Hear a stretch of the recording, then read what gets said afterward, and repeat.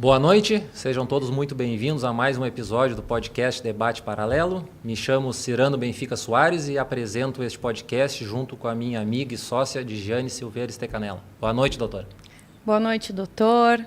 Boa noite aos nossos convidados e a todos os ouvintes. Hoje temos a honra de receber aqui conosco o doutor Carlo Velho Mazzi, advogado criminalista, doutor, mestre, especialista em ciências criminais, presidente da Abracrim do Rio Grande do Sul, coordenador do Departamento de Convênios Internacionais do IBCCRIM, e também a doutora Roberta Schaum, advogada criminalista, especialista em ciências penais e direito empresarial, mestre em direito pela Fundação do Ministério Público, vice-presidente da Abracrim do Rio Grande do Sul e conselheira da OAB. Sejam bem-vindos. Muito obrigada. Obrigado. Vamos, então, começar hoje essa conversa falando um pouquinho sobre a Abracrim. Para quem não conhece, não sabe, é a Associação Brasileira dos Advogados Criminalistas. Vocês são os nossos representantes aqui do Rio Grande do Sul. O que é a Abracrim? Qual, na verdade, tem sido o maior desafio da Abracrim nesta luta diária da advocacia criminal? Fique à vontade. Acho que posso começar. Boa noite. Muito obrigado aos nossos anfitriões aí pelo convite. É um grande prazer para mim estar aqui junto com a Roberta, que é uma amiga de longa data, pessoa que eu confio e tenho assim em alto apreço, então uma pessoa que eu gosto muito, então me honra muito esse convite para participar desse projeto que vocês vêm tocando, que é excelente, já teve outros grandes participantes antes. E falar um pouco da Abracrim é falar de como nós criminalistas precisamos encontrar muitas vezes alguma desculpa para nos reunirmos, né? Verdade. A advocacia criminal ela é muito solitária, né? O advogado criminalista, a advogada criminalista, ela se enfrenta muitos problemas na nossa prática profissional em que nós estamos lá, só nós e o nosso cliente. Muitas vezes a gente está tentando acesso a um cliente, não consegue, então nós estamos ali sozinhos, frente a autoridades públicas, e muitas vezes a gente precisa de um ombro amigo, de um apoio, né? E também para nós dividirmos os nossos anseios, né? E a Abracrim surge justamente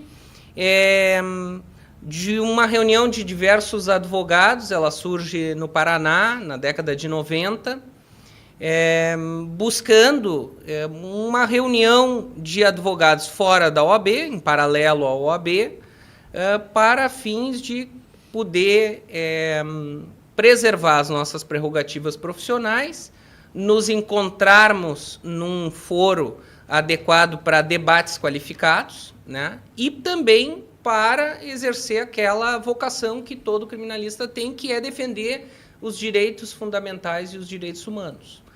Então, é uma associação que surge na década de 90, com alguns fundadores, aí, que é o doutor Elias Matarassade, de Curitiba, o doutor Luiz Flávio Durso, de São Paulo, e outros tantos colegas aí, do Rio de Janeiro, de Minas, etc., que participaram lá da fundação, e depois se espalhou pelo Brasil inteiro. Hoje temos representações em todos os estados do Brasil. E aqui no Rio Grande do Sul tivemos uma origem que é parecida com a de outros estados, que é vinculada às associações que já existiam quando foi fundada a Abracrim, que aqui no caso nós tínhamos a Acriergs, né? E aí se fundou a Abracrim a partir de um braço, então, de alguns criminalistas que tinham essa aproximação com esses fundadores lá de Curitiba. Isso se passaram muitos anos e, mais recentemente, houve uma reformulação de toda a associação E aí, no Rio Grande do Sul, nós tivemos uma reestruturação da associação e recomeçou, digamos assim, com o Dr. Jader Marques, que foi o primeiro presidente dessa nova fase da Abracrim aqui no Rio Grande do Sul. Ao Dr. Jader Marques se seguiu o Dr. Ezequiel Vettoretti, o Dr. Rácio Potter, depois a doutora Fernanda Osório. E agora eu tive a grande honra de ficar nessa posição junto da minha querida amiga Roberta, que também integra essa gestão atual aí da Abracrim Rio Grande do Sul. Estamos muito bem representados. Muito bem representados. Isso aí. O advogado criminalista, hoje ele sofre com alguma ameaça institucional, tanto por parte do Ministério Público, quanto por parte do Poder Judiciário, de expedições de ofício ao Tribunal de Ética da OAB, em decorrência de alguma atuação? Tem acontecido alguma situação? Boa noite a todos. É uma honra estar aqui. Uma honra estar aqui com vocês, com os nossos hosts de Santo Antônio da Patrulha. Eu não posso deixar de mencionar Santo Antônio da Patrulha. Nossa terrinha. Nossa terrinha. Me criei em Santo Antônio da Patrulha, fui colega da Digiane. E é incrível que anos depois eu saí de Santo Antônio, quando me formei, quando eu comecei na faculdade de Direito, eu já não andava mais por Santo Antônio. Eu vinha para a faculdade e comecei a andar por Porto Alegre e já não saía mais lá. E anos depois a gente se reencontra e dá tão certo. Exatamente. O reencontro. É um prazer estar aqui com vocês. É um prazer estar aqui sempre com o meu presidente. O Dr. Carlo é um excelente representante da advocacia criminal, é um advogado ético, é um advogado combativo. E não teria, nesse momento, um presidente melhor para a Abracrim do Rio Grande do Sul, num momento tão difícil para a advocacia criminal, no país todo aqui também. A advocacia criminal, pela sua essência, ela é combativa. A frase clássica de que a gente senta no último degrau ao lado do acusado e, nesse período, mais do que nunca, confundem muito o trabalho do advogado criminalista com os fatos que envolvem o cliente que a gente está ali representando. A gente não está defendendo, muitas vezes, o fato em si. A gente defende o direito, a gente defende o processo, a gente defende o Estado de Direito. E, às vezes, nos confundem com o nosso cliente, com o que o nosso cliente faz. Em decorrência disso, a advocacia criminal como um todo faz frente às forças policiais, por exemplo. E ali, em embates mais acalorados, acabam sendo expedidos ofícios para o Tribunal de Ética e Disciplina da OAB. Então, é bem comum, às vezes, não raras vezes, tentando exercer da melhor forma possível no judiciário a defesa do seu cliente também, por uma ameaça de um magistrado, ou vocês respondem mesmo sem acesso às provas, ou a gente oficia o Tribunal de Ética e Disciplina da OAB. Ontem nós tivemos uma reunião dentro da OAB, da Advocacia Criminal, com o nosso presidente Leonardo Lamac, que muito ouve a advocacia criminal. A diretoria da OAB ontem nos recebeu muito bem a advocacia criminal, ouviu essa angústia de toda a advocacia criminal, muito pontual, muito bem explicada por alguns colegas, e providências precisam ser tomadas, mas é frequente a OAB, o Tribunal de Ética e Disciplina da OAB ser oficiado pelo Judiciário, pelo Ministério Público, pelas forças policiais, por represália à simples atuação, ao simples exercício da advocacia. Isso é lamentável, o advogado criminalista tem que passar por isso. Situações que a gente não vê em outras áreas do direito, né? Não com essa frequência. Intensidade. Não, infelizmente não. E nem com essa ameaça institucional. Felizmente não. Que bom. Os professores Auri Lopes Júnior e o Dr. Gustavo Badaró dizem que forma é garantia. Mas o que eu vejo, e acredito que vocês também veem, na prática, no dia a dia, é justamente juízes e promotores desrespeitando a forma. O artigo 212 do CPP, por exemplo, diz que o juiz não pode ser protagonista da prova, e eu vejo, pelo menos nas minhas audiências, juiz sendo protagonista da prova. Nós temos o artigo 217 do Código de Processo Penal, que diz que o réu não pode ser retirado da sala automaticamente. Deveria haver uma fundamentação, desde que causasse prejuízo para a credibilidade da oitiva da testemunha, e ainda assim se não tivesse a videoconferência. Pergunto para vocês, por que essa dificuldade de se aplicar o devido processo legal? Eu acredito que nós temos uma cultura no Brasil que vem de muitas décadas, né? Uma cultura de inquisitorialismo, né? O nosso processo penal, na sua gênese, foi todo baseado em um processo penal arbitrário. Nós tivemos isso ao longo de muitas décadas e só muito recentemente, pós-Constituição de 88, é que se começou a abrir um pouco o sistema para garantias fundamentais do acusado, do indivíduo que está respondendo a uma ação penal. Porque o processo penal, ele sempre foi pensado para ser para impedir a atuação direta do Estado sobre o indivíduo, né? Sobre a liberdade do indivíduo. O processo penal, ele é, pela sua origem, uma garantia para o indivíduo que venha a ser acusado pelo Estado, para impedir que ele imediatamente venha a sofrer uma sanção. E a nossa cultura foi sempre baseada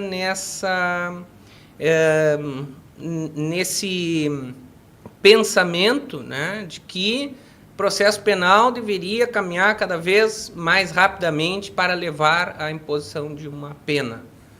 Então, isso acabou, historicamente, justificando a flexibilização de muitas regras, normas e princípios que deveriam reger todo o processo a partir de uma interpretação constitucional e convencional também, porque o Brasil é signatário de diversos tratados de direitos humanos que, inclusive, abarcam o processo penal. Então, isso é uma luta constante, né, da advocacia criminal, principalmente, que é aquela que está lá sentada no último degrau da escada, ao lado daquele que responde uma acusação.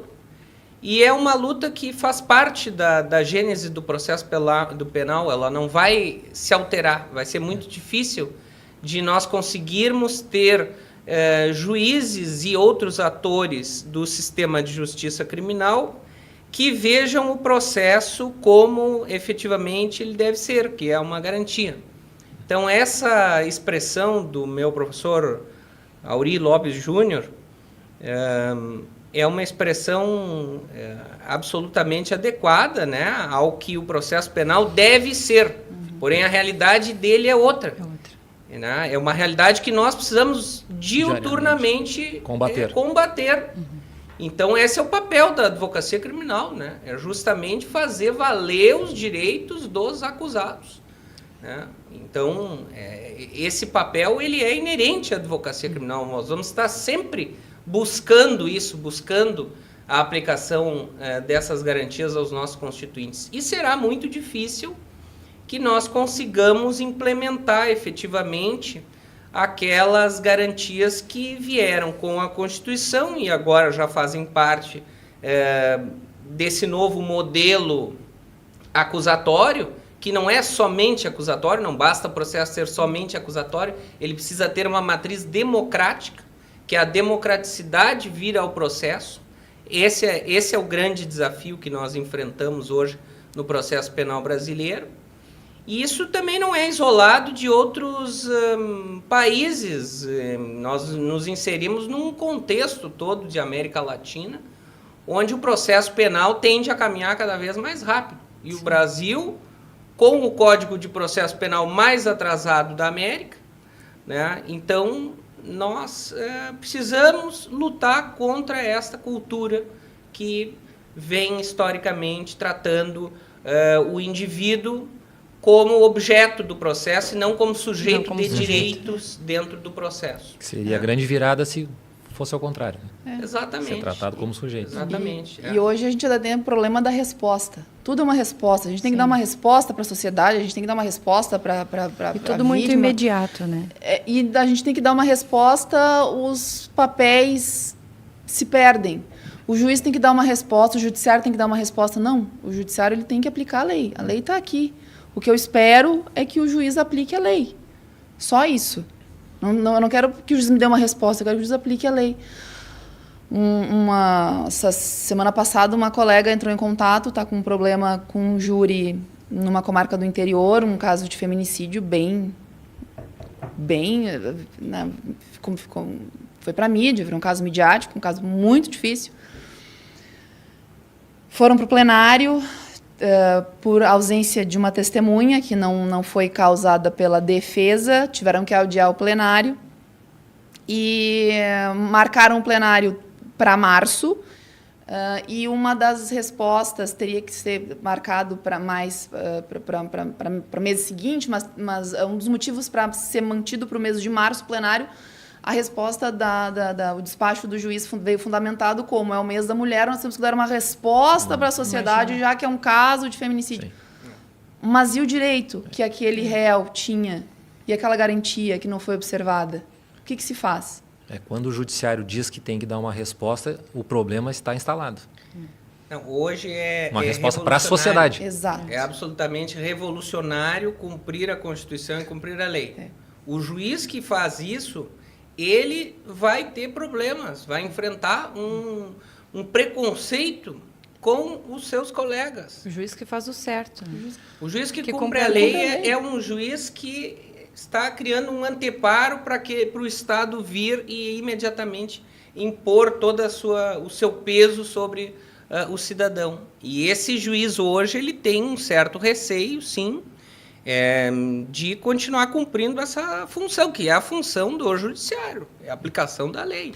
Antigamente nós buscávamos tanto um direito penal mais garantista, de aplicação de princípios, do devido processo legal, da ampla defesa.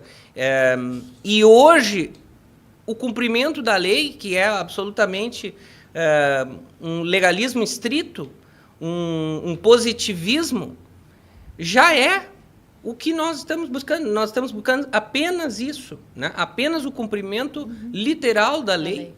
Né? E hoje nem mesmo a Constituição, até nós vínhamos discutindo na Abracrim, no grupo da Abracrim, uma alteração legislativa onde nós vemos inconstitucionalidades evidentes, mas quem diz o que é inconstitucional hoje? Sim. Né? Nós precisamos de um tribunal. Hoje nós construímos um sistema em que tudo deságua no Supremo Tribunal Federal. Então, não é uma interpretação mais que depende de uma análise técnica de doutrina que outros juízes podem fazer na sua prática do dia a dia. Nós precisamos de uma corte que concentra todo esse poder. Então, hoje, inconstitucional é o que o Supremo Tribunal Federal diz que é. E ponto, né? E ponto. Então, nós estamos vivendo num período assim de alta concentração de poder em determinadas cortes, especialmente o Supremo Tribunal Federal, né, o que dá uma insegurança jurídica muito grande para esses juízes que estão na base, nas comarcas, em onde eles têm certo receio de agir e de descumprir determinadas decisões, ainda que eles não concordem, sim, porque o juiz deveria ser livre para fazer a sua interpretação, né, ter a sua independência e o princípio maior do processo penal, que é a imparcialidade do julgador. Que hoje é um dos grandes problemas também que a gente vê no processo penal brasileiro. Parece que os juízes de primeiro grau estão mais preocupados em não desagradar o tribunal do que realmente julgar pela íntima convicção, sim, com base na prova dos autos. Seguir o entendimento. Livre convencimento com base na prova dos autos. É uma leitura possível. Assim. Voltando, tu mencionaste aqui do abandono do júri, e segunda-feira nós tivemos um caso de grande repercussão, que foi o caso Henri Borel, no Rio de Janeiro, aonde o júri acabou sendo cancelado e remarcado porque os advogados de defesa não tiveram acesso à íntegra das provas. O que é bastante comum de acontecer, infelizmente. Mas o que se vê na mídia é uma crítica aos advogados, é a própria magistrada dando entrevistas dizendo que foi uma manobra da defesa. Por que mesmo... E daí voltamos para o não cumprimento do devido processo legal. Além da dificuldade de não se cumprir o devido processo legal, ainda se joga a culpa para os advogados. Por que Ministério Público e Poder Judiciário não sejam brancos e francos e leais e digam, olha, realmente a defesa não teve acesso a uma prova, é direito deles e por conta disso nós vamos ter que remarcar. Que dificuldade é essa que o próprio tribunal tem de reconhecer a própria culpa? Que o tribunal tem de reconhecer a própria culpa?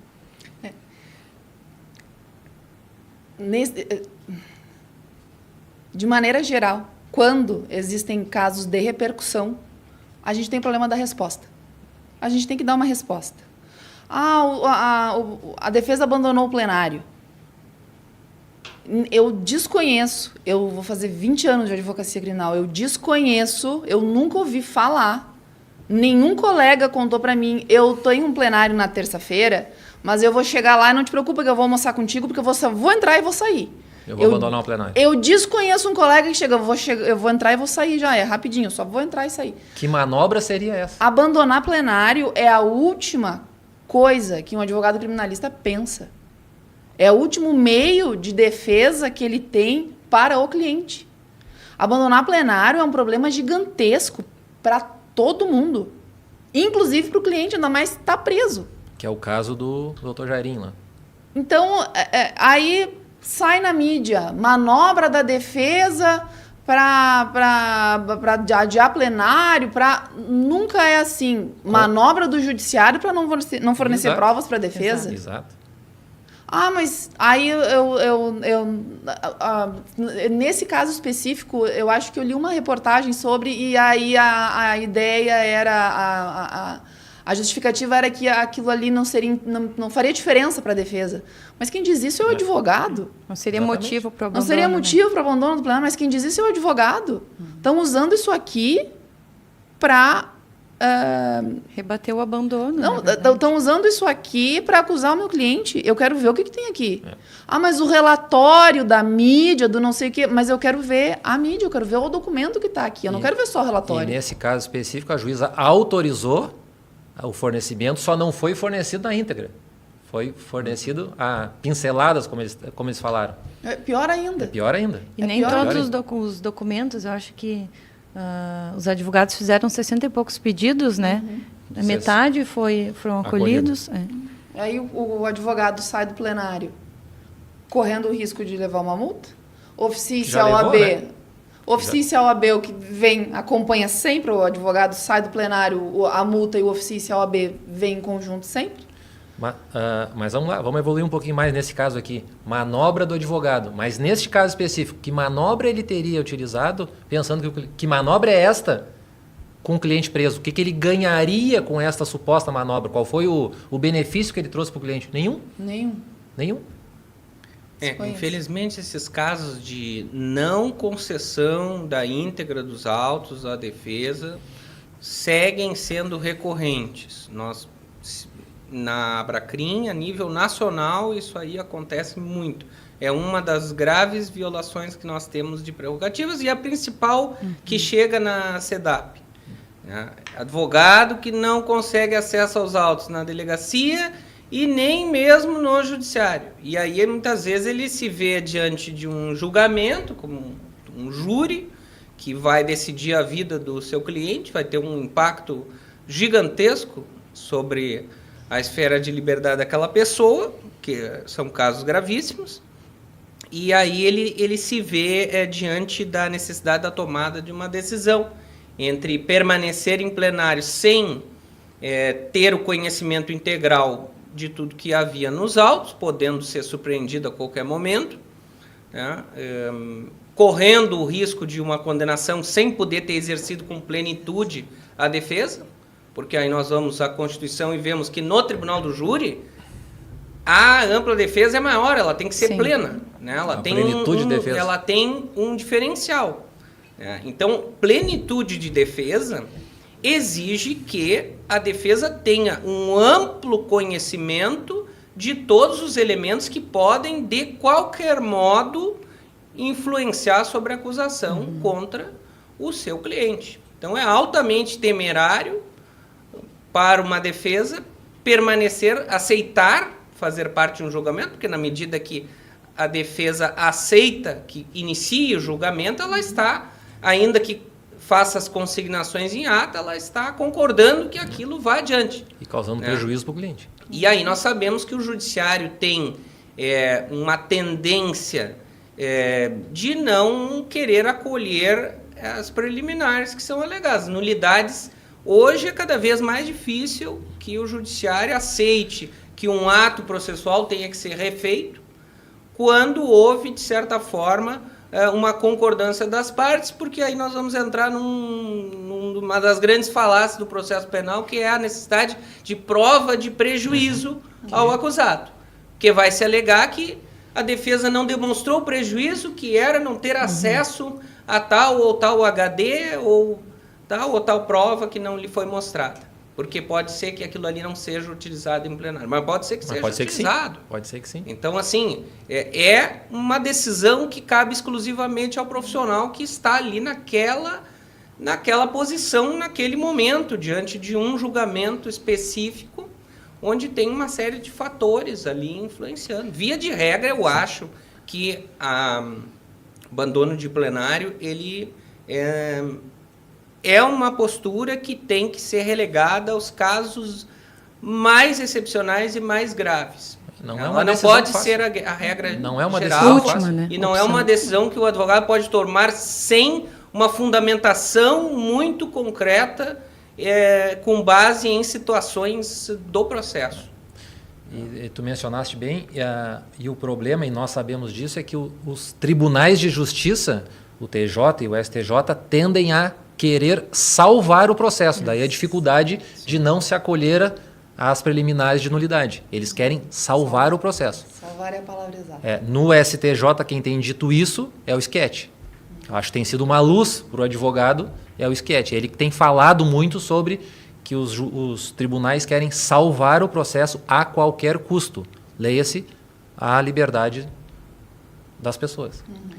Tem um problema grave nessa questão das nulidades, além do fato de que hoje o Supremo Tribunal Federal interpreta que tanto as nulidades relativas quanto as nulidades absolutas precisam ser imediatamente arguidas e precisam gerar um prejuízo concreto para o acusado, que não pode ser confundido com a mera condenação. Agora, eu não sei o que é mais prejudicial em termos de prejuízo do que a pessoa ser, ao final, condenada do processo. Mas, enfim, existe essa construção retórica dentro da jurisprudência, né, de tentar relativizar todas as nulidades, mesmo as absolutas.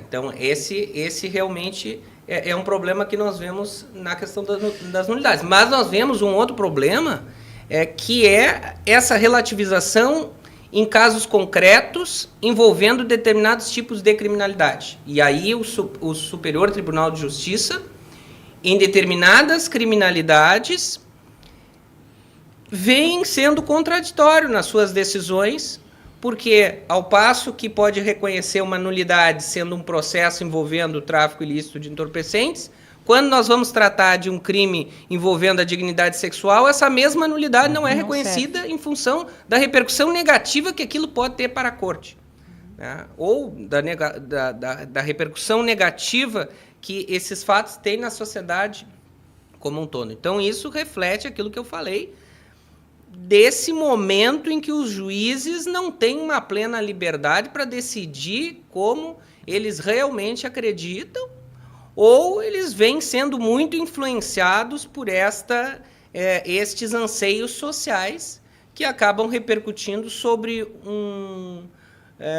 uma interpretação muito rigorosa da legislação, que muitas vezes não é compatível com aqueles princípios constitucionais que estão muito claros na Constituição e que simplesmente muitas vezes se passa por cima.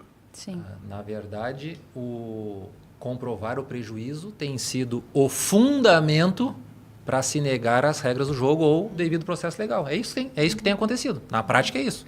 Não provou o prejuízo, não preciso cumprir a lei. Exatamente.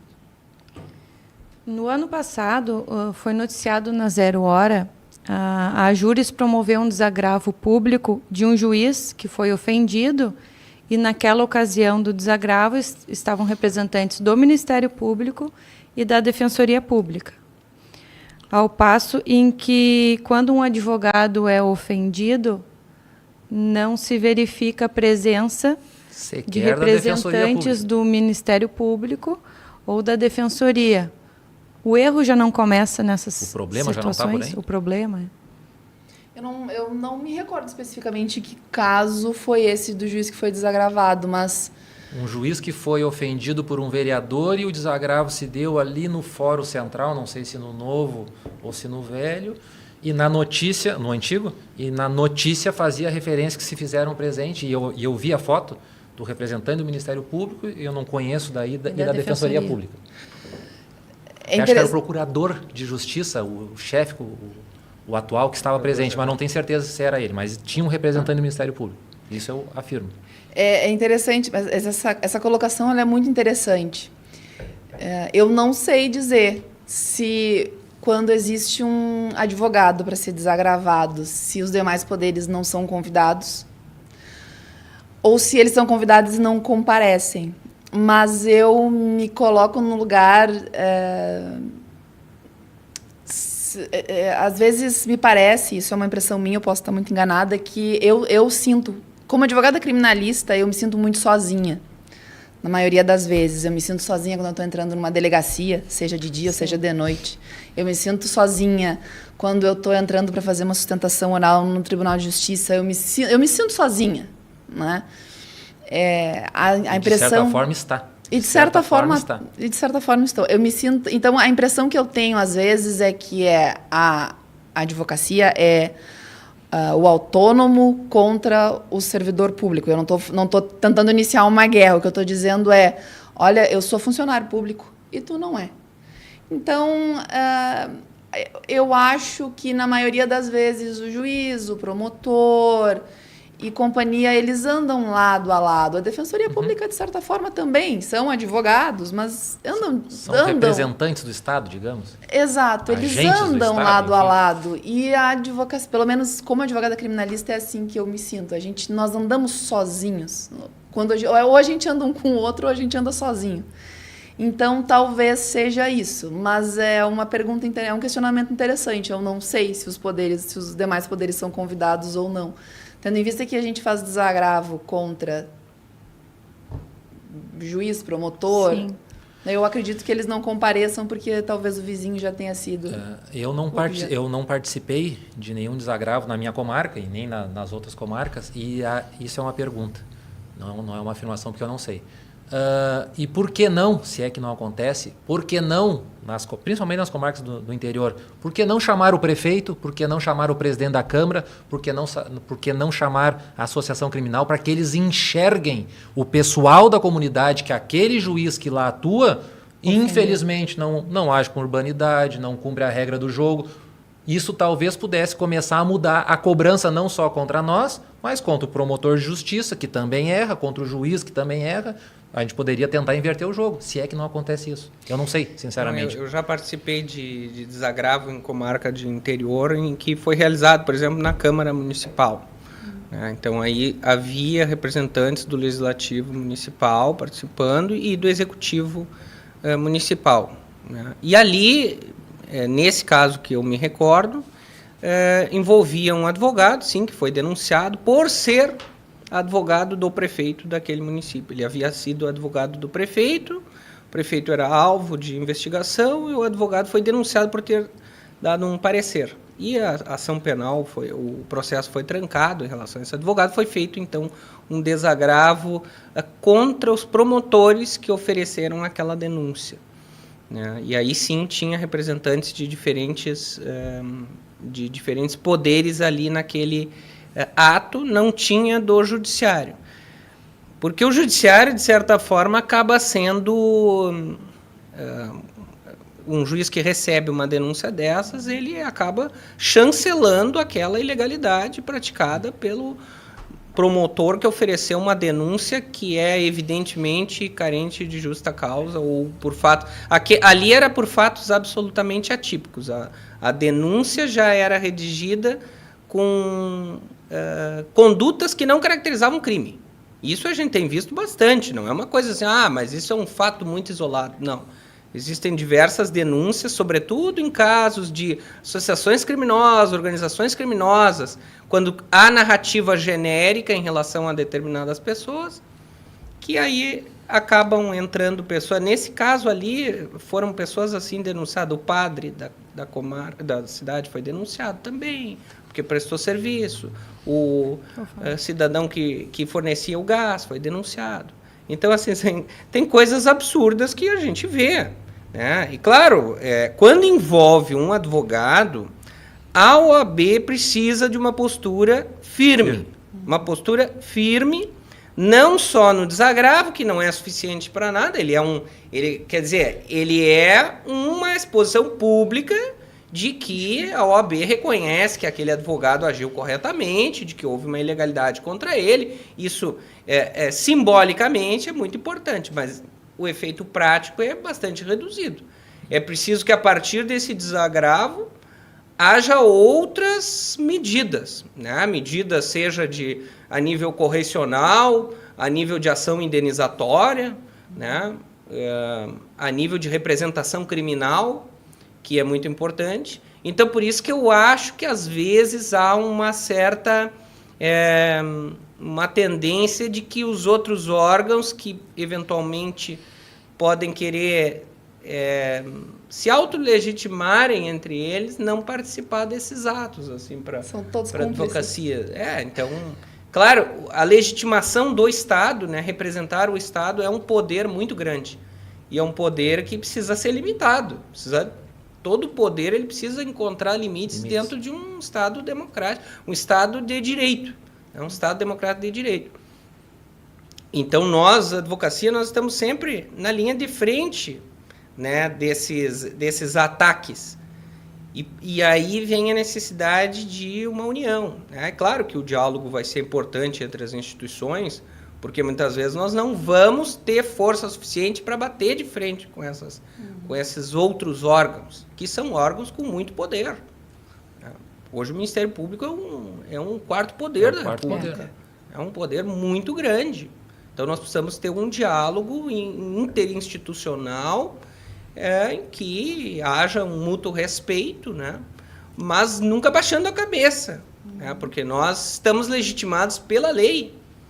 Nós estamos legitimados pela Constituição, que garante a advocacia como função essencial à justiça.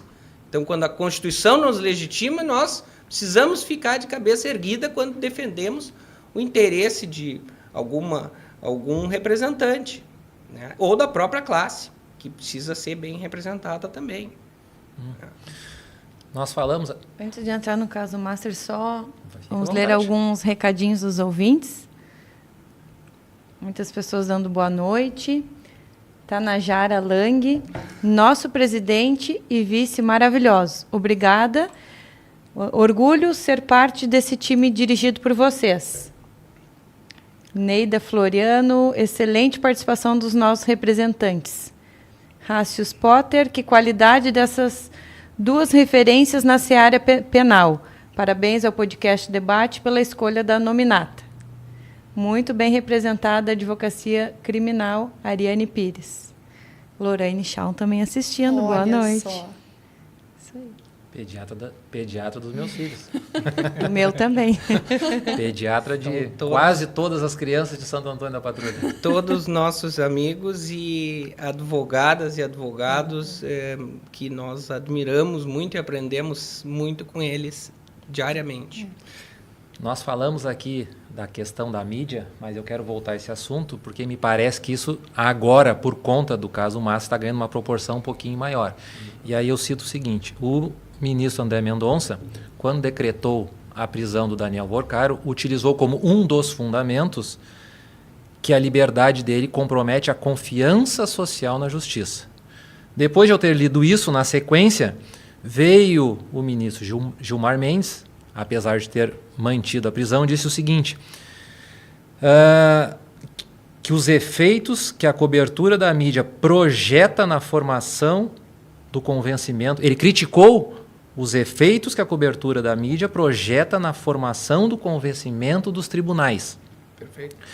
E depois eu completo, para nós falarmos sobre isso, que o professor Eugênio Passeri de Oliveira disse que quando o clamor popular vira critério, o direito deixa de ser o limite. Então, essa questão da influência da mídia está no Supremo, por conta do caso Master. Uns usando como fundamento e outros criticando o fundamento utilizado. E me parece que cada vez mais o Poder Judiciário, e a gente enxerga isso melhor nos casos de repercussão, por conta da pressão da mídia, está decidindo contra a liberdade das pessoas. Tu começa ou eu começo? Esse aí é um grande problema, né, que nós enfrentamos, que na verdade nós temos que entender que o juiz é um juiz do mundo, é uma pessoa como nós, como outra qualquer, que sofre todas as influências que nós mesmos sofremos quando vemos um caso de alta repercussão, em que uma criança é vítima de alguma violência muito grave e nós, como pessoas, temos os nossos anseios, né, de querer buscar justiça, muitas vezes a justiça a todo custo, muitas vezes uma justiça que não está propriamente salvaguardada pela lei, né, mas isso, quando nós nos travestimos de juristas, né, quando nós vamos para o âmbito do Estado de Direito e um processo, nós temos que saber separar as coisas, né? Separar o joio do trigo, né? O juiz, aquele que exerce essa posição tão importante na sociedade e uma posição que muitas vezes ele vai precisar condenar ou absolver pessoas contra a opinião pública, né?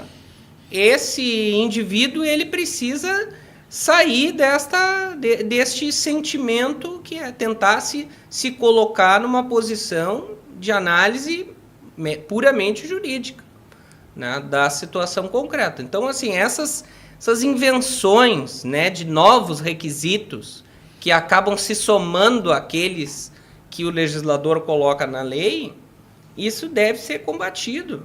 Deve ser combatido no processo penal, seja por nós, advogados, que vamos, em casos concretos, levar essas teses aos tribunais, né? Seja pela doutrina também, a importância da academia, né? E a importância que nós, tanto na Abracrim também temos colocado, de o advogado se capacitar, né? De o advogado estar vinculado aos meios acadêmicos para poder ter argumentos mais técnicos, para rebater essas falácias que muitas vezes vêm nas decisões judiciais. Então, eu penso assim, esse juiz que traz os anseios sociais para dentro do processo, ele, com argumentos metajurídicos, está deixando, na realidade, de cumprir a sua função, né, que é aplicar a lei. E deixa de ser imparcial também. Afeta a imparcialidade. Ele está, de fato, vindo a espelhar algo que não necessariamente é o que a lei determina que deveria ser para aquele caso. Então, isso é problemático e isso deve ser combatido. Deve ser combatido. É muito difícil dentro das atuais circunstâncias e muitas vezes a gente vê essas decisões que escancaram isso, porque muito pior, muitas vezes, é o juiz que mascara o fundamento real da sua decisão por trás de artifícios linguísticos, onde ele não expõe claramente o porquê que ele está decidindo daquela forma. E aí vem um pouco do que o legislador colocou nessas questões de medidas cautelares, é que se colocam conceitos jurídicos abstratos, como garantia da ordem pública, né? Então, isso dá ao juiz uma ampla discricionariedade. Aí retorna para aquilo que eu falei. poder precisa de limite. E a lei tem que dar esse limite. E é por isso que nós tanto batalhamos para que a lei diga exatamente o que o juiz deve fazer e não deixe tanta margem de discricionariedade para que esse juiz que já vem contaminado por uma sociedade que é uma sociedade que quer punição, que quer mais pena, que quer penas mais altas, que nós vemos com as alterações legislativas ampliando cada vez mais as penas, trazendo crimes cada vez mais graves e ampliando o número de crimes. Então, esse juiz ele precisa sair desse âmbito de influência para dar decisões mais técnicas e mais jurídicas. Exatamente. O juiz que estuda, ele já se diferencia muito. Porque nós vemos, assim, se nós formos analisar os juízes que têm uma formação acadêmica, né, os juízes que se aprimoram tecnicamente, a tendência é que as suas decisões espelhem essa maior técnica, né, por trás desses conhecimentos que ele adquiriu. Ainda um pouquinho sobre o caso Master. Vocês acreditam que o caso Master ele tem potencial para impeachment de algum ministro do STF? Essa é contigo. Isso é difícil prever. Não, é difícil prever. Eu assisti uma entrevista muito interessante do professor Auri. Sim. Não preciso dizer que é referência, do professor Auri e do professor Andrei. Conversas cruzadas, né? Conversas cruzadas. E acho que foi o professor Auri que disse que de 18 aparelhos, um só conseguiu ser periciado. A gente não sabe o que tem para aparecer ali. O que a gente sabe é que o Banco Master ele não é de agora, né? O Banco Master é difícil falar de um caso concreto, mas o que a mídia reproduz e que historicamente parece correto é que Daniel Vorcaro começou a atuar em mais ou menos 2017, quando compra o Banco Máxima, depois o Banco Máximo vira o Banco Master, ele tem condições, ele passa a oferecer condições melhores, não vou entrar nessa questão, mas passa a oferecer condições muito melhores do que outros bancos. Acima do mercado que o mercado oferece? Prejudica outras instituições, enfim, a concorrência, abre uma concorrência dele é muito melhor do que as outras. E ali ele arruma alguns inimigos, inclusive parece que ele alega isso em alguns pontos, a defesa dele alegou isso em alguns momentos, mas é um caso antigo, a gente não sabe muito bem onde o problema começa, mas a gente sabe que familiares do réu, do acusado, têm ligações incestuosas, têm ligações questionáveis com ministros da República. E é difícil saber o que vai acontecer disso, porque a gente não tem dimensão de tudo que vai ser encontrado. Nessa entrevista, o professor Andrei falou ele usou uma expressão que agora eu não me lembro muito, ele usou uma frase muito interessante, agora eu não me lembro exatamente, mas era assim, tem uma diferença entre o que é certo, o que é errado... E o que é feio. E o que é feio, exatamente. O que é certo, o que é errado e o que é feio. E é feio. E é feio. E é feio. Mas até que ponto é o errado e é feio? A gente não tem certeza do que está acontecendo, nem de tudo que tem ali. Pode ser que a gente tenha um impeachment. E o que vai acontecer na própria delação também, né? E quando que essa delação vai acontecer? Essa delação não vai acontecer amanhã, não vai acontecer na semana que vem. A gente teve uma troca de advogados. Por quê? Não temos certeza. Talvez por um perfil da defesa. É difícil dizer por quê. Talvez porque um advogado não seja a favor da delação, outro seja. Eu não sei, isso é especulação minha. Eu realmente não sei. A defesa, a delação, ela é um meio de defesa, não é? Isso é muito questionável. Inicialmente se entendia que não, depois agora já se entende que sim, mas isso é mera especulação. Isso aqui que eu estou falando é pura especulação. A gente não sabe o que tem ali. Pode ser que a gente chegue no impeachment de um ministro? Pode ser que sim.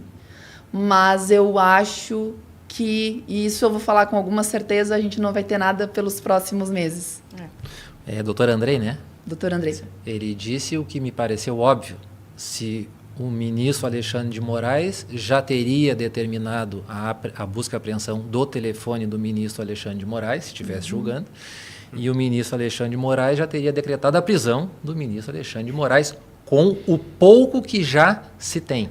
E o problema do ministro Alexandre de Moraes, que é o que se ouve, é que ele diz, não é o meu telefone, mas ele não diz, e deveria, eu não tive ligação, eu não tenho relação, ele não nega, ele vai, como as notícias são colocadas aos poucos, a conta-gotas, ele se limita a negar aquilo que sai, só que a imprensa sabe fazer o papel dela e vai largando em doses homeopáticas. E essa é uma crítica, inclusive, do Ives Gandra Martins, que se diz muito amigo do Alexandre, e ele na condição de amigo, diz que ele deveria republicanamente e publicizar isso tudo e dizer, se defender, negar, se for o caso, se defender, mas com transparência dizer o que está acontecendo. O que parece ser difícil no contexto, né? Não é? Ali todo caso é muito complicado, né? É lamentável, mudando um pouco de assunto, mas não tanto, é lamentável, e eu não tenho quanto dizer lamentável o vazamento de conversas privadas entre ele e a atual ou a ex-companheira. Sim.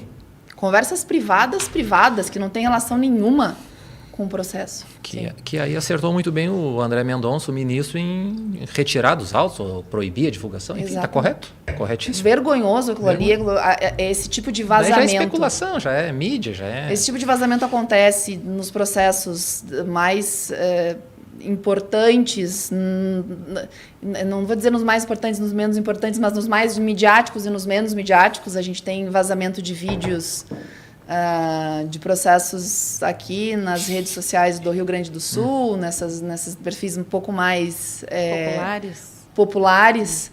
E isso tudo, quando acontece, é muito lamentável. Isso expõe o réu, expõe o processo e atrapalha o caso em si. Atrapalha o caso em si, exatamente. Começa dando margem desnecessária. Esses vazamentos, eles muitas vezes obrigam o advogado a fazer uma defesa na mídia do seu cliente. Né? E isso exige de nós um preparo que, né, nem sempre o advogado tem. Né? Hoje é cada vez mais comum nesses processos que se recorra a profissionais, né, de área a mídia, imprensa. De imprensa, né? Assessores de imprensa, etc. Com isso eu já trago o tema da necessidade, sim, de nós termos esse diálogo com profissionais de outras áreas, né? Que é bastante comum nesses casos, não só essa questão da imprensa, como hoje, mais do que nunca, os profissionais de perícias técnicas, né? Os profissionais das perícias técnicas, casos assim como esse, Banco Master e as mega operações, que é um fenômeno mundial também, que o Brasil absorve, e ainda não há uma forma como lidar com isso, porque essas grandes operações, elas muitas vezes colocam situações novas que vão surgindo e vai se criando precedentes ao longo do processo.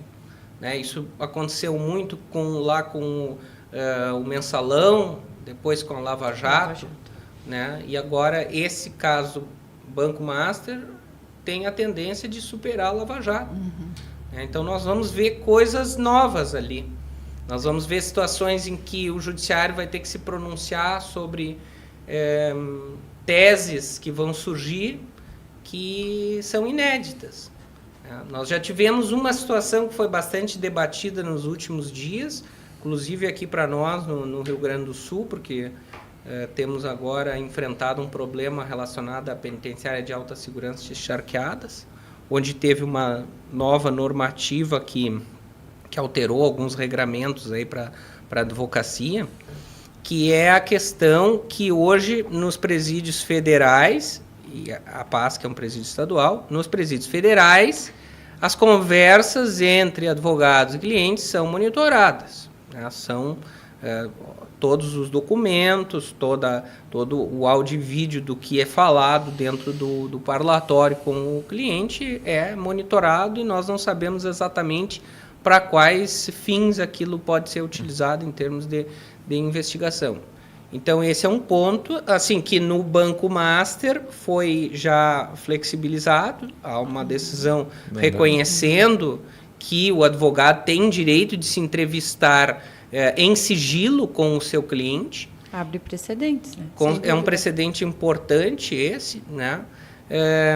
E que as informações são tratadas ali em parlatório, elas podem ser altamente invasivas, problemáticas, podem comprometer a defesa se aquilo vazar de alguma forma, especialmente nesses casos em que há uma suposta negociação de delação sendo tratada ali, onde vai se falar sobre situações concretas, pessoas em que aqueles dados, aquelas informações que estão sendo tratadas em parlatório são altamente confidenciais, altamente sigilosas, porque elas podem comprometer até mesmo a própria condução do processo pelo advogado. Tanto é que nós vimos mais de um caso aí de defesas sendo trocadas porque advogados alegando conflitos de interesse com outros clientes que podem vir a ser delatados. Né? Então, isso é bastante problemático e retorna à necessidade da ética profissional, do advogado se colocar ali como alguém que está fazendo uma defesa técnica do cliente, não aderindo a eventuais crimes que o cliente esteja praticando. Porque o advogado que vai ao presídio para levar e trazer mensagens para o cliente que sejam de natureza criminosa, esse advogado é, por si só, também um criminoso. Isso não é um advogado, não é tarefa da advocacia isso. A nossa missão lá é defender o cliente em situações que vão envolver processos, aconselhamento técnico. Né? Então, a ética profissional é muito importante nesses momentos assim de indefinição que nós temos visto, assim, de como que vai funcionar isso, parlatório sendo monitorado em tempo real, com autorizações judiciais, mesmo o advogado não sendo investigado. Então, assim, o advogado precisa ter essa dimensão da sua importância de manter a sua ética profissional, né? E de jamais se imiscuir ali, acabar se convertendo em alguém que vai participar de alguma forma dos crimes do seu cliente. O Aury Lopes Júnior, nesse mesmo programa, a crítica dele foi o seguinte: não tem nenhum problema de ser gravado por conta da questão ética. A crítica dele foi o casuísmo de ter por que o advogado do Daniel Vorcaro teve esses benefícios e eu não tenho, o advogado do Marcola não tem, o advogado do Fernandinho Beiramar não tem. Então, a crítica foi em relação ao casuísmo. Por que neste caso se abriu a exceção e os demais não? Se vale para um, é a regra do jogo. Se vale para um, deveria valer para outro. Exemplo de outras tantas, que aí também tem esse problema da criminalidade, quando nós estamos num âmbito de criminalidade econômico-financeira, econômico-empresarial, o tratamento no judiciário é diferente da criminalidade clássica, né, que envolve o grande número de presos hoje que nós temos no Brasil, que é tráfico e crimes contra o patrimônio individual. Né? Os crimes contra o patrimônio coletivo, que são esses crimes que geram os grandes danos sociais, né? Esses crimes, historicamente, há uma leniência em relação a eles. Seja pela legislação, que já é uma legislação mais branda, geralmente, seja pelos próprios magistrados que muitas vezes identificam ali nos investigados e nos acusados, assim, pessoas que daqui a pouco têm uma condição social diferente, né? E acabam se beneficiando com decisões que não valeriam para outros acusados, em geral. Então, isso é um outro problema do nosso judiciário. Num programa um pouquinho mais antigo, Cruzando as Conversas, que tu participaste, Cruzando as Conversas, e vocês estavam tratando a Lava Jato, tu disse o seguinte: espero que o Poder Judiciário dê o exemplo, podendo condenar cumprindo a lei. E infelizmente não deu. Exatamente. Mas eu já imaginava... Neste caso, vocês naquela- acreditam que isso possa acontecer? Nesse caso do Master? Não sei se eu tenho tanta esperança como esperança quanto eu tinha na lá época. naquela ocasião, assim, porque assim nós vimos coisas tão absurdas acontecendo nesse período de Lava Jato que realmente eu não sei como é que vai ser conduzido esse caso do Banco Master. Assim. Especialmente A por gente envolver quer os crer, ministros. né? Nós Otimista como, por natureza. né? Nós advogados sempre queremos acreditar que a lei será cumprida, né? Que as instituições vão funcionar como deveriam funcionar, né? A gente acredita nisso, tanto é que recorremos e recorremos e recorremos. Estamos sempre buscando uma melhora das condições para os nossos constituintes, mas às vezes realmente é difícil de acreditar assim, que as coisas podem melhorar. A gente não... De novo, especulando, a gente não sabe como vai ficar o país depois, no decorrer do caso do Banco Master. Não sei se a gente... O país, acredito que a gente nunca teve um caso similar, talvez a Lava Jato... Se acreditava que a Lava Jato pudesse ser um paradigma e parece que agora a questão a Lava ganhou Jato, outra. E o próprio 8 de janeiro, que Também, demonstrou isso, assim, uma exatamente. violação muito grave de imparcialidade, que não houve imparcialidade, embora eu não saiba nada do caso concreto, mas a questão ali tá é evidente muito que não. evidente, né? Então, que rescaldo fica, né, do 8 de janeiro, dessas grandes operações, para que nós possamos conduzir um caso da gravidade deste caso do Banco Master. Que precedentes nós vamos usar nesses casos, para que isso seja bem conduzido a um resultado final em que as pessoas tenham observado o devido processo legal, sejam adequadamente processadas e os que forem culpados sejam efetivamente condenados e cumpram as suas penas, né? Tudo dentro da legalidade. E isso parece assim tão difícil quando as pessoas simplesmente deixam entrar essas influências externas, Sim. né, ao exatamente. processo. Voltando um pouquinho para a planície agora. Ainda bem. Tu escreveu que o sistema de justiça penal não tem estrutura suficiente para a absorção de todos os casos, o que torna necessário a adoção de estratégias que possibilitem a filtragem dos processos que devam ser submetidos à jurisdição obrigatória, certo? Correto. O desembargador Ricardo Schmidt, num artigo publicado ano passado na Zero Hora, afirmou que grupos organizados que promovem ajustamento em massas de ações artificiais consome recursos da justiça e compromete sua efetividade, cabendo ao Poder Judiciário e aos juízes coibir abuso com firmeza. Dito isso, eu vejo, e acredito que vocês também diariamente, milhares de denúncias ineptas, sem justa causa e sem os pressupostos processuais mínimos. Por que a decisão de recebimento da denúncia, que me parece um filtro importantíssimo, considerado essas duas afirmações aqui, não são utilizadas como filtros que deveriam ser? Que também, essas denúncias também consomem os recursos e comprometem a efetividade da justiça.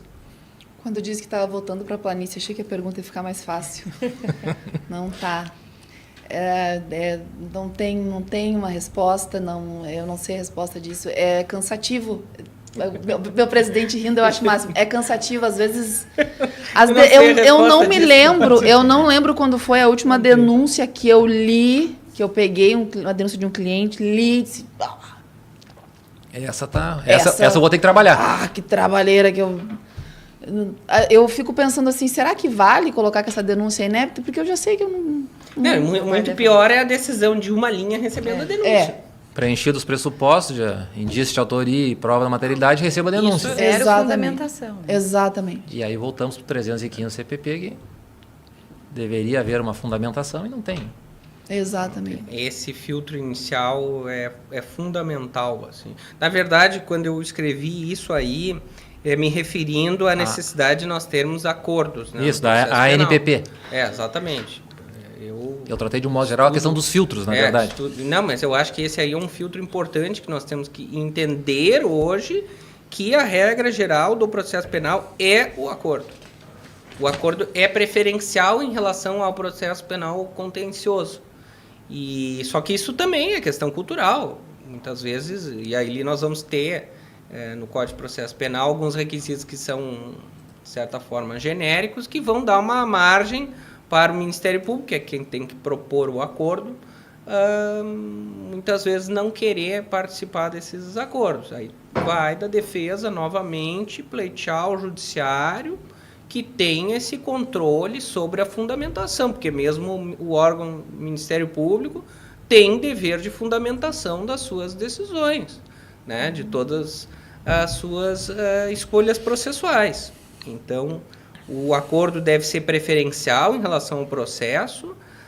Os advogados precisam também se adequar a essa nova realidade, saber manejar esses instrumentos de acordo, como é tanto a colaboração quanto é esse instituto relativamente já não tão novo do ANPP, né? E entender que realmente nem todos os casos vão poder ser processados. Isso já é uma realidade em outros tantos países em que o Ministério Público pode escolher o que vai ou não processar, e no Brasil nós ainda temos o princípio da obrigatoriedade, que todos os casos devem ter uma resposta por parte dos órgãos de persecução penal. Todos os casos teriam que ser investigados e processados. E agora tem essa possibilidade de alternativa ao processo, que é o acordo, que eu acho que precisa ser melhor manejada aí ao longo dos próximos anos. A gente precisa seguir trabalhando com isso para fins de poder ter acordos que sejam minimamente coerentes, né, com uma paridade de armas. Porque hoje não tem negociação. É isso que eu ia perguntar. Em igualdade de condições. Né? É uma imposição. Na verdade, o Ministério Público daquele... A gente tenta negociar. O Ministério Público nos envia uma minuta pronta e a gente adere sob pena de ser denunciado. Aceita ou não, né? Então, essa discussão das cláusulas que deveria haver, que é um acordo, inexiste. A gente envia uma contraproposta. Às vezes a gente consegue alguma coisa, às vezes não. Mas muito limitado, né? Muito limitado. Mas existe uma cultura de... Às vezes, o Ministério Público ele pode ofertar o ANPP. Por que não oferta? Aí tu vai, liga, pede, tenta conversar com o assessor. Não, mas aqui, doutora, vai ser condenado. Por que eu vou? Mas vamos... Mas o meu cliente quer. Pode estar aqui, vamos... Ele pode ser beneficiado, é um processo a menos, é para isso que serve o acordo de não persecução penal. Vai desafogar o judiciário. Aí a gente tenta pegar pela parte administrativa, vai desafogar o judiciário. Processo a menos. Não, doutora, mas está aqui, ó, a prova está toda aqui, a materialidade está toda aqui, eu não vou. Se tem a oportunidade, por que não ofertar? Por isso é muito complicado, mas aí a gente volta para aquela parte, a gente sai... Hoje eu não sei mais como tá, mas na época que eu saí da faculdade, a gente saía da faculdade treinado para brigar. E eu acredito que o Ministério Público, quando saía da faculdade, do programa deles, eles também treinavam para brigar. A gente precisa, a advocacia criminal e o Ministério Público, a gente precisa ser treinado mais para acordar.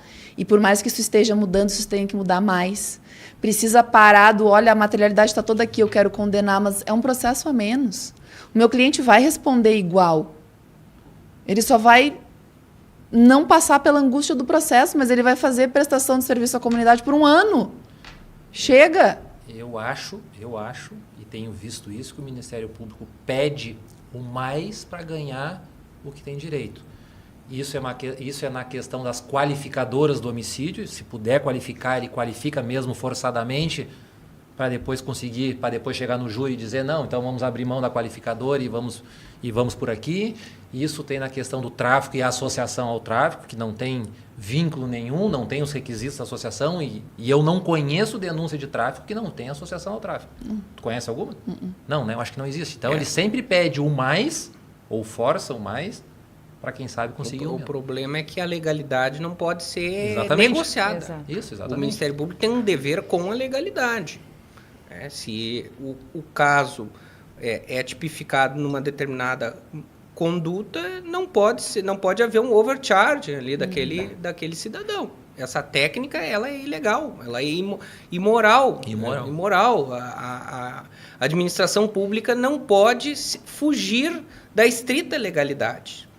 Então, infelizmente, eu acho que esses casos acabam que nós temos que brigar e levar ao judiciário e pedir a intervenção judicial para que o juiz oficie ao Ministério Público para que oferte o ANPP, nos casos de negativa com fundamentação inidônea, e caso o Ministério Público não oferte, Remeta siga não ofertando, já passada a instância revisional interna da Procuradoria-Geral, que o juiz rejeite a denúncia. Os juízes têm que ter essa vão ter que ter essa consciência e essa força para criar precedentes, né, que efetivamente obriguem o Ministério Público a fundamentar as decisões. Talvez. E seja através da rejeição das denúncias por ausência de justa causa, ou ausência de alguma condição da ação. Talvez aí a importância, não sei se vai refletir nisso ou não, do juiz das garantias,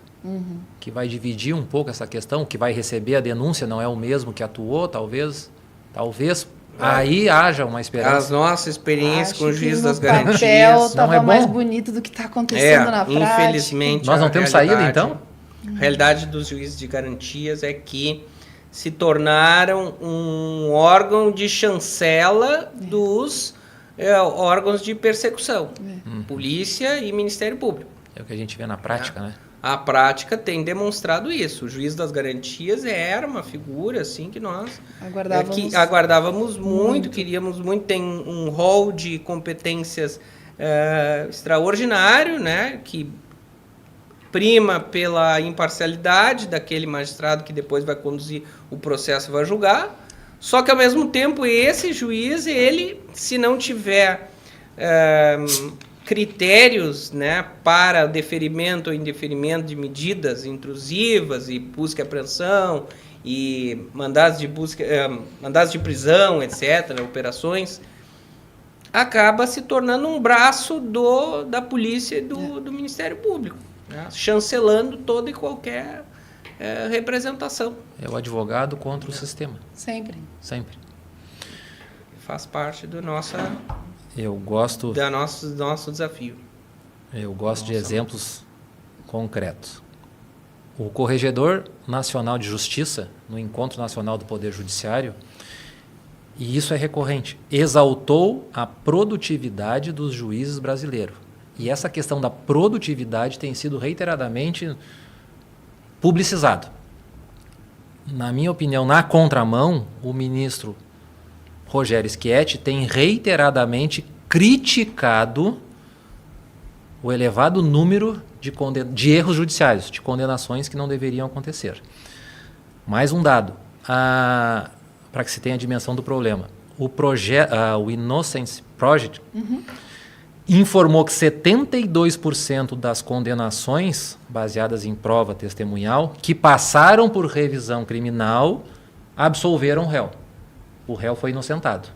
Imagina. Por que o Poder Judiciário está tão preocupado em produtividade e não em qualidade? Que me parece que a produtividade tem trazido erros judiciários. E a qualidade, se fosse focado nesse requisito, eu acho que o problema estaria resolvido, melhor, adequado, enfim. Qual é a opinião de vocês, a leitura que vocês fazem disso? Eu tive um processo esse ano, agora, nos últimos 6, 7 meses, que eu protocolei as alegações finais num dia, num determinado horário, e a sentença saiu horas depois. Imagina. Era um processo, não era um processo difícil, era um processo com um réu só, mas a sentença saiu horas depois. Estava pronta. Estava pronta. Esse réu, ele tinha nessa mesma vara criminal aqui em Porto Alegre 2 processos. Antes dessa situação acontecer, mesma juíza casos, fatos, enfim, similares, a gente estava numa audiência, eu não tinha apresentado ainda as razões finais, ela já estava falando para a assessoria, a gente já tem que fazer a sentença daquele processo, do outro processo. Leia-se condenado. Que seria esse. Eu volto a falar da resposta. Tudo tem um prazo, tudo são estatísticas, tudo são números. O réu, ele deixa de ser uma pessoa e ele passa a ser uma estatística, um número. Ele é um número. A ser preenchido nos formulários. Aí tu tem, o judiciário Boletins. tem os projetos, o projeto não sei o quê, o projeto número tal, que até o mês tal tu tem que julgar a sentença. Metas. Isso. Tu tem que julgar a sentença, tu tem que julgar o processo que iniciou, não lembro quando, e nisso tu perde qualidade, tu perde a pessoalidade, não se olha mais o processo como se olhava antes, porque tu tem uma meta para cumprir. E aí com isso, o olhar que tu deveria ter para o processo, ele perde. Com a inteligência artificial, então, acabou. A gente tem casos na Abracrim com fundamentação de prisão, onde eles erram o nome do réu. Isso é muito grave. E a gente vai fazer o quê? E passa batido, né? E passa batido. Se um advogado se vale da inteligência artificial e todos estão usando, não vou dizer todos, mas 99% da advocacia se vale de inteligência artificial de alguma forma. É criticado. E erra, porque a inteligência artificial alterou uma jurisprudência. Vai, Ofício, Tribunal de Ética. Ofício, Voltamos ao Tribunal de Ética. Aplicam multa. Eles erram, a inteligência artificial erra no despacho, na fundamentação, o nome do réu. Eu recorro a quem? Eu digo o que é para quem? É para a corregedoria. E eles vão fazer o quê? Não vão fazer nada. Nada. Não, ou talvez, o que acontece? A gente não sabe. E nisso, ninguém mais olha para o réu. Segue condenado. Segue condenado. Segue e aí cumprindo a a pessoa fica anos lá até que venha um projeto que revise tudo, ou até que venha alguém que faça uma revisão criminal. Até que caia no esquete. Do contrário, tá difícil. O processo penal, ele virou uma... A advocacia criminal, ela é heróica. A gente se apaixona por uma... O advogado criminalista raiz, ele se apaixona por princípios e por pessoas que hoje não existe mais. A gente se apaixonou por teses que hoje elas não existem mais.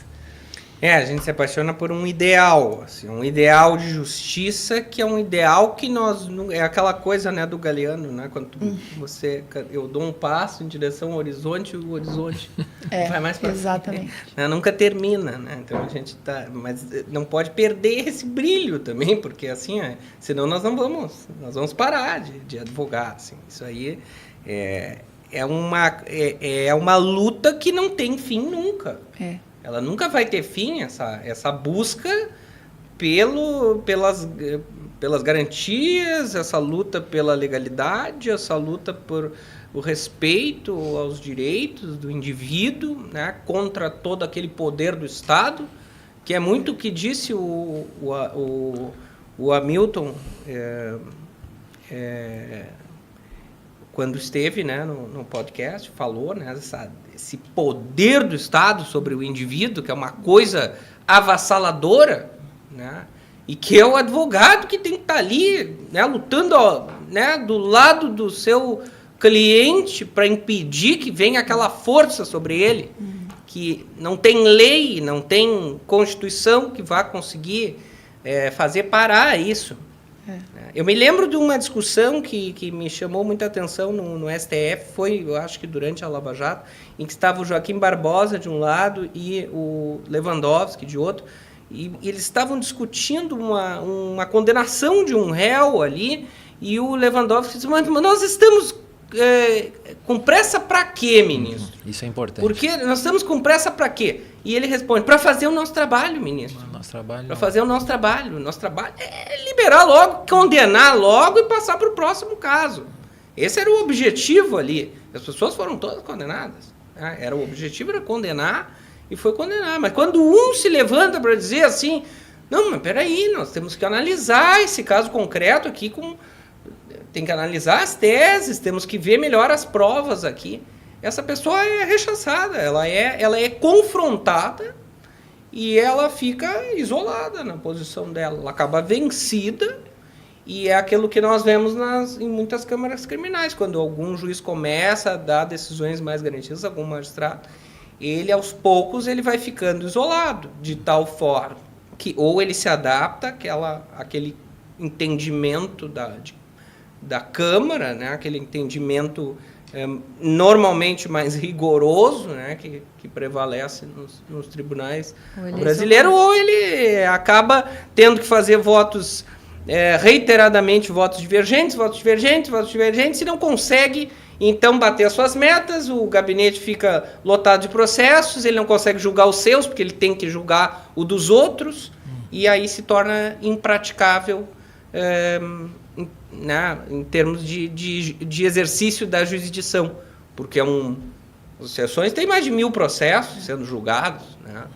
Agora, é uma ilusão isso, falsa. As sessões criminais têm dezenas de sustentações orais. É impossível uma pessoa dizer que consegue prestar atenção em todos os detalhes do que está acontecendo ali. Então, claro que a inteligência artificial vem para ajudar em determinadas coisas, mas ela também, se utilizada dentro desse sistema, vai colaborar para essa máquina de moer gente. Né? Ela vai colaborar para essa condenação automática, que a pessoa entra condenada no processo até que a sua defesa prove o contrário, consiga provar que o acusado é inocente.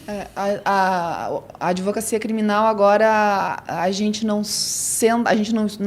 nosso trabalho não é mais só sentar, estudar, encontrar uma tese nova. Além disso, a gente tem que pegar o processo, olhar, resumir, pontuar, chegar e dizer assim, por favor, olha para o meu réu, olha para o meu cliente e vê que o caso dele é diferente, é específico. Olha com carinho, presta atenção no meu cliente.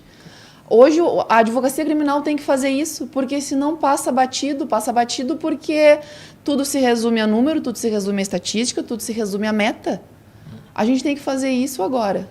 Resumir, estudar, pensar, encontrar uma tese nova e dizer, por favor, olha aqui para o meu cliente, olha para essa pessoa, olha como o caso é diferente. E na maioria das vezes nós temos que produzir as provas da inocência. Do contrário, a pessoa já entra numa posição muito fragilizada dentro do processo. É sempre a regra. Porque hoje houve uma antecipação da produção de provas que são de materialidade de autoria, que influenciam na sentença, para uma fase preliminar. A pessoa, quando entra no processo, já foram produzidas tantas provas contra ela, que ela já praticamente não tem mais defesa. Então, ou a defesa produz uma investigação privada, né, que é uma das grandes lutas que se tem hoje, e que vai necessitar de ajuda técnica, né, porque o advogado não tem esse conhecimento de campo. Hoje, enquanto a gente vê ali colegas atrás de conseguir um detetive, né? Conseguir um perito que vai ajudar, conseguir alguém da informática que vai conseguir analisar terabytes de dados. Tem que ter uma equipe multidisciplinar. Né? Impossível. E que eu estava num evento em Brasília esses dias, o professor Luciano Feldes falava, o que eu me preocupo é com os pobres. Exatamente. Não é com os escritórios com 50 advogados em cima, que vai ter condições de contratar os melhores peritos para destrinchar aquelas provas técnicas, produzir laudos maravilhosos. Agora, o pobre, aquele que vai depender da defensoria, tem estados que nem defensoria tem, esse aí não vai ter chance. Não, nenhuma. Não tem chance de defesa. Esse aí vai ser condenado pela inteligência artificial. E vai cumprir pena, muitas vezes inocente, né? E o sistema vai absorver essas pessoas aí. Nós não sabemos o que está acontecendo. Esses dados do Innocence Project, se consegue, coisas assim, a ponta do iceberg, do problema que nós estamos enfrentando, que imagina que isso surge nos Estados Unidos, onde o sistema, onde a produção de provas é muito mais evoluída, enfim, claro que todos os problemas deles, mas no Brasil, onde 99% dos processos são de miseráveis, Isso aí não tem condições de dar conta de todos os erros judiciais que estão sendo produzidos diariamente e que estão lotando nosso sistema penitenciário. Eu nunca vou esquecer, uns anos atrás, eu fui assistir uma palestra de um advogado familista muito famoso. Fui com uma colega. E aí ele falou no meio da palestra, eu não me recordo o nome dele, ele falou no meio da palestra, o meu geneticista, o geneticista do escritório, disse, geneticista? Do escritório. Do escritório, o escritório tem um laboratório, o escritório tem um cientista. Há muitos anos isso. Que escritório é esse? E aí hoje, a gente vê, por exemplo, de novo, professora Uriah, hoje quando eu escrevo eu vejo alguém que vai colocar na Visual Law para ver a melhor forma, o juiz vai enxergar isso aqui. Maravilha quando eu tenho um cliente que consiga arcar com um processo desse. Um a cada aqui na nossa realidade, imagina um a cada, sei lá, 100, quando 500. não tem. E quando eu tenho um cliente acusado pelo 217A que não tem condição nenhuma, eu faço o quê com essa pessoa? 217A... Eu faço o quê com esse réu? Hoje, depender da prova testemunhal, Não. coisa tecnicamente muito ultrapassada. E que é a prova máxima no Brasil hoje. A prova mais utilizada ainda é a prova testemunhal. Né? Um processo muito atrasado, onde nós dependemos da memória das pessoas, que a ciência já comprovou que é uma prova extremamente frágil.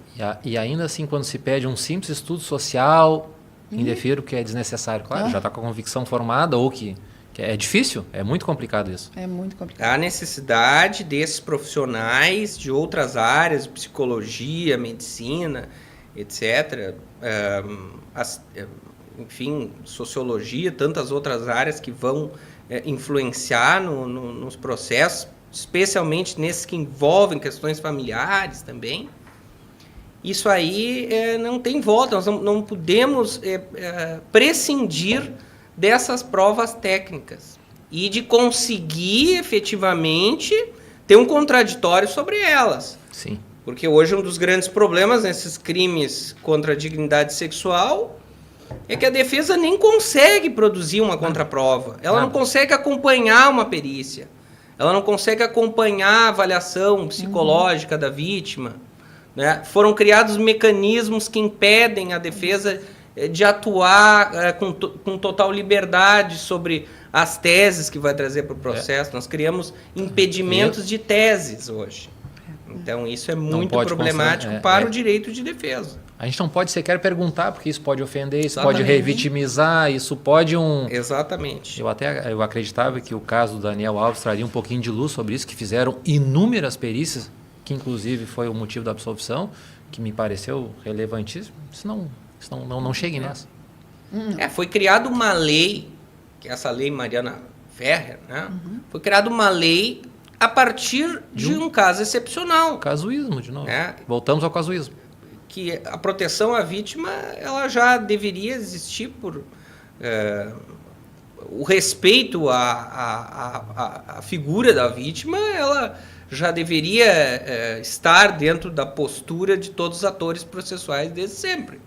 Né? Não precisaríamos nós criarmos uma vedação legal para uso de teses jurídicas, né, que acabou fornecendo aos juízes um instrumento a mais para vedar a ampla defesa, assim, impedir o exercício amplo da defesa nesse tipo de processo. Eu acho interessante que, principalmente no interior, a polícia ouve 2, 3, 4, 5 vezes a vítima de qualquer jeito e quando chega no judiciário nós não podemos ouvi-la porque nós vamos revitimizá-la.